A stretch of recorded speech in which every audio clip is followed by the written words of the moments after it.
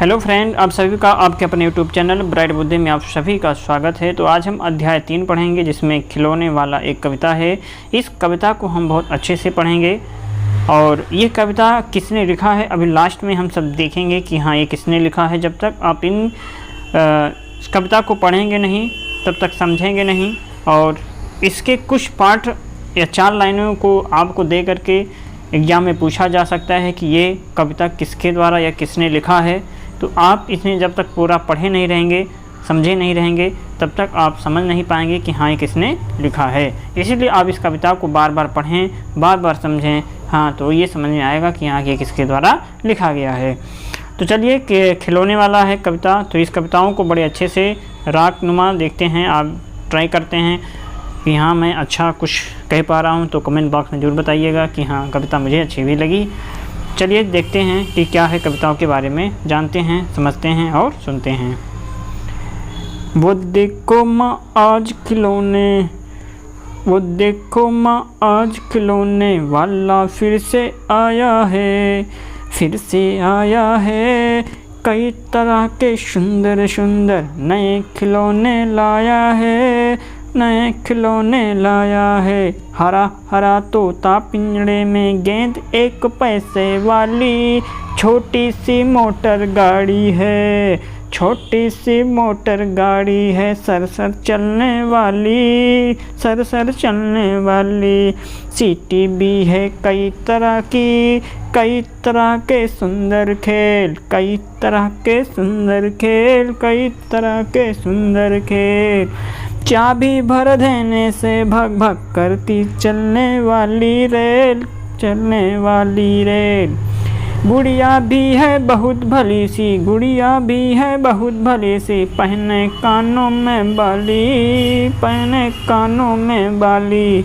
छोटा सा T shirt है, छोटा सा टी शर्ट है। छोटे छोटे हैं लोटा थाली, लोटा थाली। छोटे छोटे धनुष बाण हैं, छोटी छोटी तलवार। नए खिलौने ले लो भैया, जोर जोर वो रहा पुकार। मुन्नू ने गुड़िया ले ली है, मुन्नू ने गुड़िया ले ली है। मोहन ने मोटर गाड़ी, मचल मचल सरला कहती है। माँ से लेने को साड़ी, माँ से लेने को साड़ी। कभी खिलौना, कभी खिलौने वाला भी माँ क्या साड़ी ले आता है, कभी खिलौने वाला भी माँ क्या साड़ी ले आता है। साड़ी तो वो कपड़े वाला कभी कभी दे जाता है। अम्मा तुमने तो ले, अम्मा तुमने तो ला करके मुझे दे दिए पैसे 4। कौन खिलौना लेता हूँ मैं, कौन खिलौना लेता हूँ मैं। तुम भी मन में करो विचार, तुम भी मन में करो विचार। तुम सोचोगी मैं ले लूँगा, तुम सोचोगी मैं ले लूँगा। तोता बिल्ली मोटर रेल, पर माँ मैं ये मैं कभी न लूँगा। ये तो है बच्चों के खेल, मैं तलवार खरीदूँगा माँ, या मैं लूँगा तीर कमान। जंगल में जा किसी ताड़िका को मारूँगा, राम समान, राम समान, राम समान। तपसी यज्ञ करेंगे, तपसी यज्ञ करेंगे, असुरों को मैं मार भगाऊंगा। यूं ही कुछ दिन करते करते रामचंद्र बन जाऊंगा, रामचंद्र बन जाऊंगा। यही रहूंगा कौशल्या में, यही रहूंगा कौशल्या में। तुमको यहीं बनाऊंगा, तुमको यहीं बनाऊंगा। तुम कह दोगी वन जाने को, हंसते हंसते जाऊंगा। पर माँ बिना तुम्हारे वन में मैं कैसे रह पाऊँगा। दिन भर घूमूंगा जंगल में, लौट कहाँ पर आऊँगा। किससे लूँगा पैसे, किससे लूँगा पैसे। टूटूँगा तो कौन मना लेगा, कौन प्यार से बिठा गोद में मनचाही चीज़ें देगा, मनचाही चीज़ें देगा। तो ये रही कविता, आपको कैसा लगा कमेंट बॉक्स में ज़रूर बताइएगा। तो ये कविता जो लिखा गया है, ये सुभद्रा कुमारी चौहान के द्वारा लिखा गया बहुत ही प्यारी कविता है। तो आप इन 4 पंक्तियों को बार बार दोहराएं, बार बार समझें, बार बार सुने यादें, तो आपको समझ में आएगा। बहुत अच्छी, बहुत प्यारी कविता है और ये लिखा गया है सुभद्रा कुमारी चौहान के द्वारा। तो एग्जाम में पूछा जा सकता है किसी 4 लाइनों को उठा करके, तो आप इसे ज़रूर पढ़ें और थोड़ा बहुत राग से, तो सही ही रहेगा। और मैंने कैसे गाया या कैसे पढ़ा, आप कमेंट बॉक्स में ज़रूर बताएं अपनी क्या है आपके मन में विचार कि हाँ अच्छा लगा या नहीं। इसके बाद इसमें है एक लेसन है ईदगाह, है ना। ईदगाह को पढ़ते हैं, बचपन पढ़े भी होंगे, चलिए एक बार फिर से पढ़ते हैं कि बचपन को थोड़ा ताजगी करते हैं। रमज़ान के पूरे 30 रोज़ों के बाद ईद आई। गांव में कितनी हलचल है, ईद जाने की तैयारियां हो रही हैं। किसी के कुर्ते में बटन नहीं है, पड़ोस के घर में सुई धागा लेने दौड़ा जा रहा है। किसी के जूते कड़े हो गए हैं, उनमें तेल डालने के लिए तेली के घर भागा जा रहा है। जल्दी जल्दी बैलों को सानी पानी दे दें, ईदगाह से लौटते लौटते दोपहर हो जाएगी। लड़के सबसे ज़्यादा प्रसन्न हैं, किसी ने 1 रोज़ा रखा है, वो भी दोपहर तक, किसी ने वो भी नहीं। लेकिन ईदगाह जाने की खुशी उनके हिस्से की चीज़ें हैं। रोज़ बड़े बूढ़ों के लिए होंगे, इनके लिए तो ईद है। रोज़ ईद का नाम रटते थे, आज वो आ गई। अब जल्दी पड़ी है कि लोग ईदगाह क्यों नहीं चलते। बार बार जेब से अपना खजाना निकाल करके गिनते हैं और खुश होकर के फिर रख लेते हैं। महमूद गिनता है 1 2 10 12, उसके पास 12 पैसे हैं। मोहसिन के पास 1 2 3 8 9 15 पैसे हैं और इन्हीं अनगिनत पैसों में अनगिनत चीज़ें लाएंगे। खिलौने, मिठाइयाँ, बिगुल, गेंद, जाने क्या क्या। और सबसे ज़्यादा प्रसन्न है हामिद। हामिद अपनी बूढ़ी दादी अमीना की गोद में सोता है। हामिद के पाँव में जूते नहीं हैं, सिर पर एक पुरानी धुरानी टोपी है जिसका गोटा काला पड़ गया है। गांव से मेला चला और बच्चों के साथ हामिद भी जा रहा था। कभी सब के सब दौड़ करके आगे निकल जाते, फिर किसी पेड़ के नीचे खड़े हो करके साथ वालों का इंतज़ार करते। ये लोग क्यों इतना धीरे धीरे चल रहे हैं? हामिद के पैरों में तो जैसे पर लग गए हैं। शहर आ गया, बड़ी बड़ी इमारतें आने लगी। ये है अदालत है, ये कॉलेज है, ये क्लब है, ये क्लब घर है। इतने बड़े कॉलेज में कितने लड़के पढ़ते होंगे। सब लड़के नहीं हैं जी, बड़े बड़े आदमी हैं। सच, उनकी बड़ी बड़ी मूछें हैं, इतने बड़े हो गए हैं, अभी तक पढ़ने जाते हैं, न जाने कब तक पढ़ेंगे और क्या करेंगे। इतना पढ़ करके हामिद के मदरसे में 2-3 बड़े बड़े लड़के हैं, बिल्कुल 3 कौड़ी के। रोज़ मार खाते हैं, काम से जी चुराने वाले। इस जगह भी उसी तरह के लोग होंगे और क्या। सासा ईदगाह नजर आया, नमाज ख़त्म हो गई, लोग आपस में गले मिल रहे। तब मिठाई और खिलौने की दुकान पर धावा होता है। ग्रामीणों को ये दल इस विषय में बालक से कम उत्साही नहीं हैं। ये देखो, हिंडोला 1 पैसा देकर चढ़ जाओ, कभी आसमान पर जाते हुए मालूम होंगे, कभी ज़मीन पर गिरते हुए। ये चरखी है, लकड़ी के हाथी, घोड़े, ऊँट और छड़ों से लटके हुए हैं। 1 पैसा दे करके बैठ जाओ और 25 चक्करों का मज़ा लो। महमूद और मोहसिन और नूरे और शम्मी इन घोड़ों और ऊँटों पर बैठते हैं। हामिद दूर खड़ा है, 3 ही पैसे तो उसके पास हैं, अपने कोष का 1/3 जरा सा चक्कर खाने के लिए नहीं दे सकता।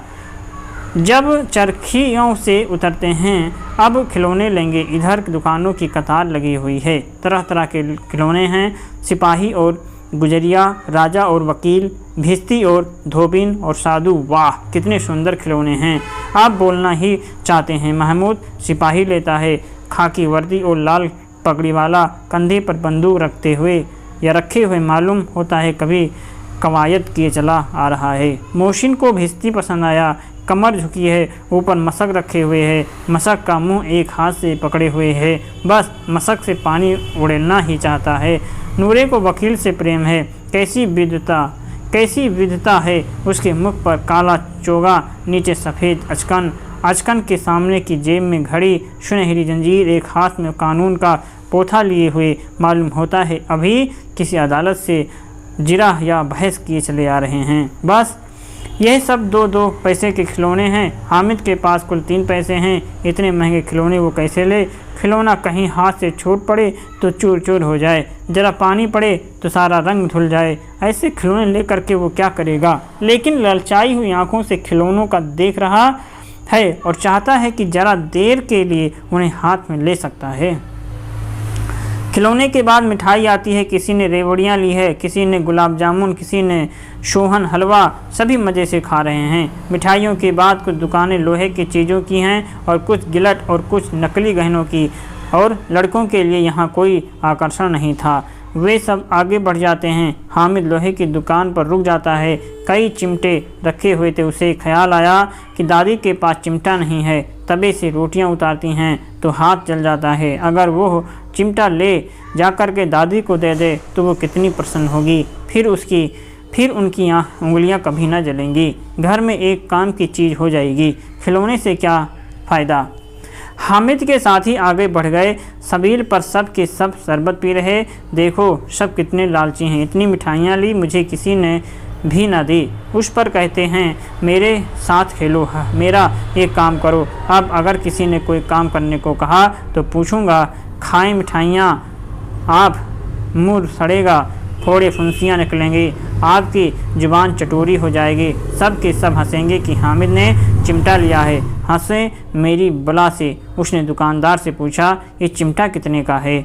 दुकानदार ने उसकी ओर देखा और कोई आदमी साथ न दे करके कहा, ये तुम्हारे काम का नहीं है जी। बिकाऊ है कि नहीं? बिकाऊ क्यों नहीं है? और यहाँ क्यों लाद लाए हैं? तो बताते क्यों नहीं हो कि कै पैसे का है? 6 पैसे लेंगे। हामिद का दिल बैठ गया। ठीक ठीक बताओ। ठीक ठीक 5 पैसे लेंगे, लेना हो लो, नहीं तो चलते बनो। हामिद ने कलेजा मजबूत करके कहा, 3 पैसे लोगे? ये कहता हुआ वो आगे बढ़ गया कि दुकानदार की घुड़कियाँ ना सुने। लेकिन दुकानदार ने घुड़कियाँ नहीं दी, बल बुला करके चिमटा दे दिया। हामिद ने उसे इस तरह कंधे पर रखा मानो बंदूक है और शान से अकड़ता हुआ संगियों के पास आया। जरा सुने सब के सब क्या क्या आलोचनाएं करते हैं। मोहसिन ने हंस करके कहा, ये चिमटा क्यों लाया पगले? इससे क्या करेगा? हामिद ने चिमटे को ज़मीन पर पटक कर कहा, अब जरा अपना भिस्ती ज़मीन पर गिरा दो, सारी पसलियाँ चूर चूर हो जाएंगी बच्चों की। महमूद बोला, तो ये चिमटा कोई खिलौना है? हामिद, खिलौना क्यों नहीं, अभी कंधे पर रखा बंदूक हो गई, हाथ में लिया फ़कीरों का चिमटा हो गया। चाहूँ तो इसे मंजीरे का काम ले सकता हूँ। एक चिमटा जमा दूँ तो तुम लोगों के सारे खिलौनों की जान निकल जाए। तुम्हारे खिलौने कितना ही जोर लगाएं, मेरे चिमटे का बाल भी बांका नहीं कर सकते। मेरा बहादुर शेर है चिमटा। शम्मी ने खंजरी ली थी। प्रभावित होकर के बोला, मेरी खंजरी से बदलोगे? 2 आने की है। हामिद ने खंजरी की ओर अपेक्षा से देखा। मेरा चिमटा चाहे तो तुम्हारी खंजरी का पेट फाड़ डाले, बस एक चिमटे की झिल्ली लगा दी। डब डब बोलने लगी, जरा सा पानी लग जाए तो ख़त्म हो जाए। मेरा बहादुर चिमटा आग में, पानी में, आंधी में, तूफान में बराबर डटा खड़ा रहेगा। चिमटे ने सभी को मोहित कर लिया। लेकिन अब पैसे किसके पास धरे हैं? फिर मेले से दूर निकल आए हैं। 9 कब के बज गए। धूप तेज हो रही, घर पहुंचने की जल्दी हो रही है। बाप से जिद भी करें तो चिमटा नहीं मिल सकता है। हामिद है बड़ा चालाक, इसीलिए बदमाश ने अपने पैसे बचा रखे थे। अब बालकों के 2 दल हो गए, एक और मिट्टी के, दूसरी ओर लोहा। अगर कोई शेर आ जाए, मियाँ मिस्त्री के छक्के छूट जाएं। मियाँ सिपाही मिट्टी की बंदूक छोड़ करके भागे। वकील साहब की नानी मर गए जाएं, चोगे में मुंह छिपा करके ज़मीन पर लेट जाए। मगर चिमटा, ये बहादुर, ये रुस्तमे हिंद लपक करके शेर की गर्दन पर सवार हो जाएगा और उसकी आंखें निकाल लेगा। मोहसिन ने एड़ी चोटी का जोर देख लगा करके कहा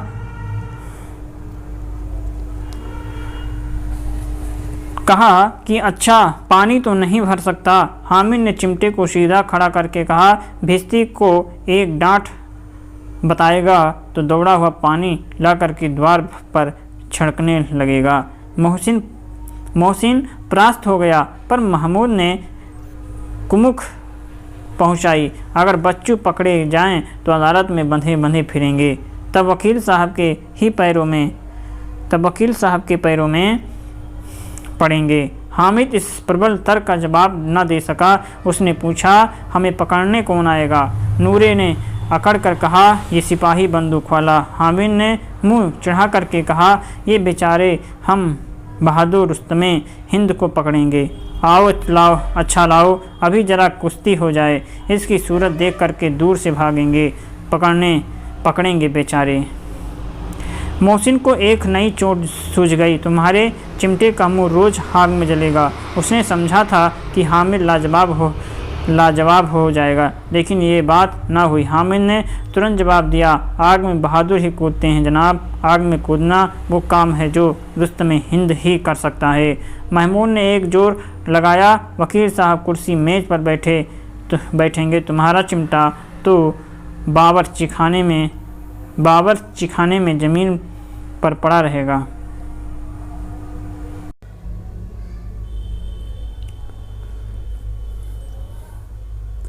इस तर्क ने सम्मी और नूरे को भी सजीव कर दिया। कितने ठिकाने की बात कही है पट्टे ने।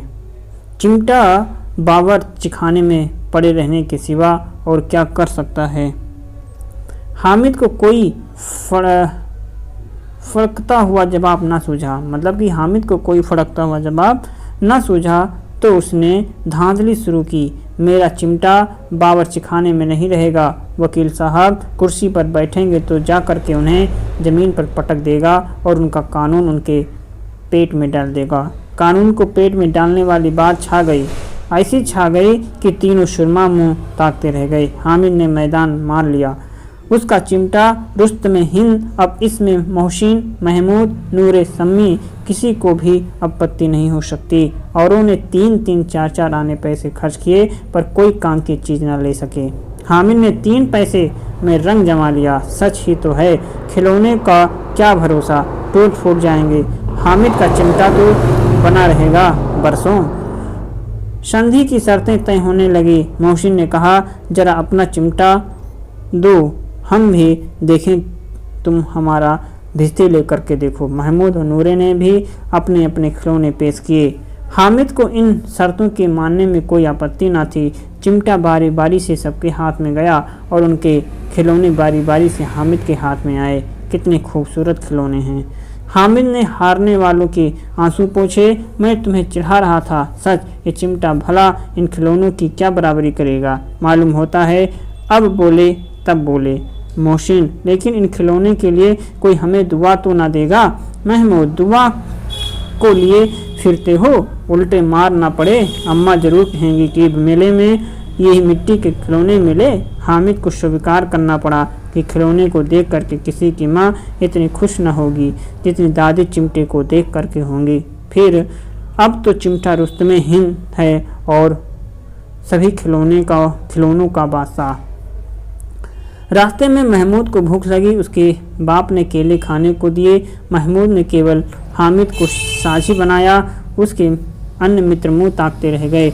ये उस चिमटे का प्रसाद था। 11 बजे सारे गांव में हलचल मच गई। मेले वाले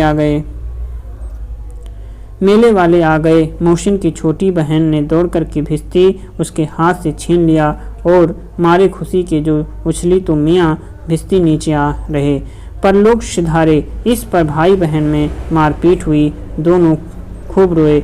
उनकी अम्मा ये सुर सुन करके बिगड़ी और दोनों को ऊपर से 2 चांटे लगाए। मियाँ नूरे के वकील का अंत इससे ज़्यादा गौरवमय हुआ कि वकील ज़मीन पर या ताक पर तो नहीं बैठ सकता। दीवार में 2 खूंटियाँ गाड़ी गई। उन पर लकड़ी का एक पटरा रखा गया। पटरे पर कागज़ का कालीन बिछाया गया। वकील साहब राजा भोज की भांति सिंहासन पर विराजे। नूरे ने उन्हें पंखा झलना शुरू किया। मालूम नहीं पंखे की हवा से या पंखे की चोट से वकील साहब का झोला माटी में मिल गया। फिर बड़े जोर शोर से मातम हुआ और वकील साहब की अस्थि घोड़े पर डाल दी गई। अब रहा महमूद का सिपाही। उस चटपट गांव का पहरा देने का चार्ज मिल गया, लेकिन पुलिस का सिपाही पालकी पर चलेगा।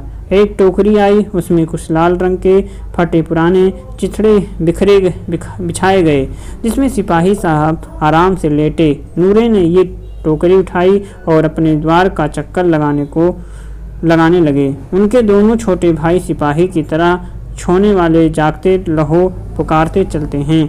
महमूद को ठोकर लग जाती है, टोकरी उसके हाथ से छूट करके गिर पड़ती है और मियाँ सिपाही अपनी बंदूक लिए जमीन पर आ जाते हैं और उनकी एक टांग में विकार आ जाता है। महमूद को आज ज्ञात हुआ कि वह अच्छा डॉक्टर है। उसको ऐसा मरहम मिल गया जिससे वो टूटी टांग को आनन फानन में जोड़ सकता है। टांग जोड़ दी जाती है, लेकिन सिपाही को जो ही खड़ा किया जाता है टांग जवाब दे देती है। शल्य क्रिया असफल हुई तब उसकी दूसरी टांग भी तोड़ दी जाती है। अब कम से कम एक जगह आराम से बैठ तो सकता है। अब मियाँ हामिद का हाल सुनिए। अमीना उसकी आवाज़ सुनते ही दौड़ी और उसे गोद में उठा करके प्यार करने लगी। सहसा उसके हाथ में चिमटा देख करके वो चौंकी। ये चिमटा कहाँ था? मैंने मोल लिया है। कितने पैसे में? 3 पैसे दिए। अमीना ने छाती पीट ली। ये कैसा बेसमझ लड़का है कि दोपहर हुआ कुछ खाया ना पिया, लाया क्या वो ये चिमटा? सारे मेले में मुझे और कोई चीज़ें न मिली जो ये लोहे का चिमटा उठा लाया। हामिद ने कहा, तुम्हारी अंगुलियां तवे से जल जाती थीं, इसीलिए मैंने इसे ले लिया। बुढ़िया का क्रोध तुरंत स्नेह में बदल गया। बच्चे में कितना त्याग, कितना सद्भाव और कितना विवेक है। दूसरों को खिलौने लेते और मिठाई खाते देख करके इसका मन कितना ललचाया होगा। वहाँ भी इसे अपनी बुढ़िया दादी की याद बनी रही। अमीना का मन गदगद हो गया। वो रोने लगी, दामन फैला करके हामिद को दुआएं देती जाती थी और आंसू की बड़ी बड़ी बूंदें गिराती जाती थी। ये किसका है? प्रेमचंद के द्वारा ये लिखी गई कहानी है। तो आप समझ सकते हैं और कितना अच्छा है। तो चिमटे के बारे में था। तो आप ज़रूर ध्यान रखें कि जो ये कहानी लिखी गई है किसके द्वारा, तो ये प्रेमचंद के द्वारा लिखी गई कहानी है।